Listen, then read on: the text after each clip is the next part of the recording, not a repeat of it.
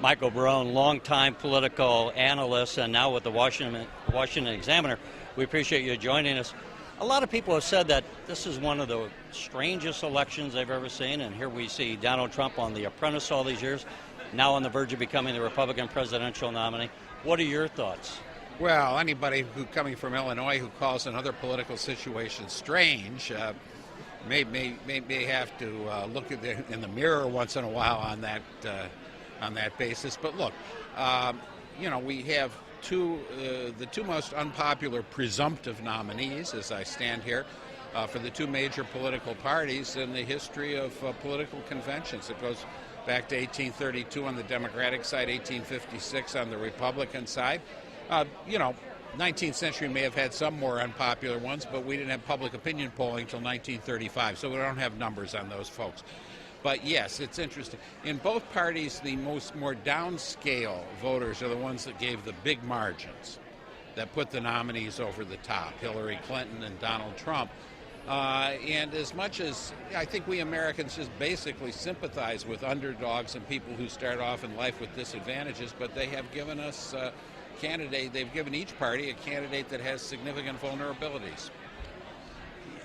Obviously, Illinois is a blue state, and it will remain a blue state as far as the presidential candidate. I'd be shocked if that's not the case. But as you look at the landscape across the entire country here, how would you call the race as far as you see it today? Well, I call the race kind of unsettled. I mean, we are used to a political situation where we have very strong partisan loyalties on the part of the large majority of the electorates, relatively few uncommitted in election after election, and they're closely divided, so it's easy to predict how 38 or 40 states will vote, and it's hard to predict who will actually win. And in that environment, only 3 states changed party between 2000 and 2004, only 2 between 2008 and 2012. This election looks different. We're looking at a significant number of voters who tell current pollsters they're not voting for either one of the major party nominees, and that number grows to more than 20% if you include the names of third and fourth party candidates. I was going to say, we often have these polls bantied about in the media.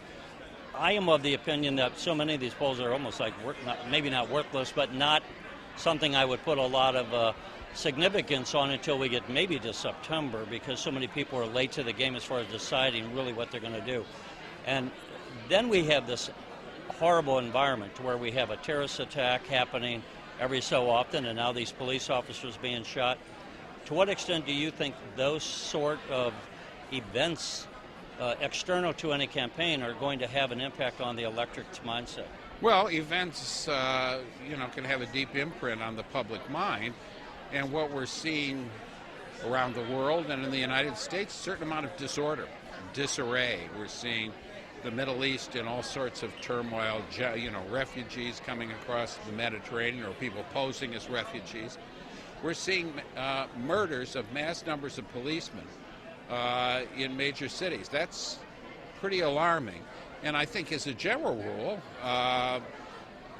disarray and disorder work against the party, the incumbents in power, and gets people thinking about selecting an alternative in a democratic election. And, the question is, are they willing to select Donald Trump, who, doesn't have experience in public office, who has, in the opinion of many voters, other problems, even though he's got his strong supporters. So it makes it a lot harder to predict than these elections where we've had pretty much everybody falling along party lines. Now we seem to have something different. I could talk to you for an hour, and I know I won't hold you up too long, but the last question. Trump seems to have surprised a lot of people. He surprised me, and I think people just didn't take him seriously at first. Did he surprise you, and is his campaign an aberration, or is it maybe something that's more, would you guess, something that is the way campaigns might be going in the future with the changing landscape of media and what you need to break through all the cacophony of different outlets? Well, yes, Donald Trump's success in this has come as a surprise to me. If you'd seen me 14 months ago, I wasn't predicting this. I know very few people who were. Many of them are on the Trump payroll. So it is a surprise. I hesitate to make general rules out of it. We've only had 47 presidential elections since the two-party system came into effect in 1828 or 1832. We've only had 11 races for party nominations in which primaries have been the way of selecting most delegates. So it's, I used to be in the public polling business with the Democratic pollster Peter Hart, and one of the things is he said when you have less than 50 people in a subgroup, I don't want to even see those numbers because the error margin is so large and the number of cases is so low that I don't really want to make generalizations. Political scientists are paid to make such generalizations. They like to claim there's a science, there are laws that determine outcome. I think Donald Trump's success in this endeavor is going to be indicative of all other future races in which we have 17 serious candidates for nomination of a political party, and one of them is a reality TV star.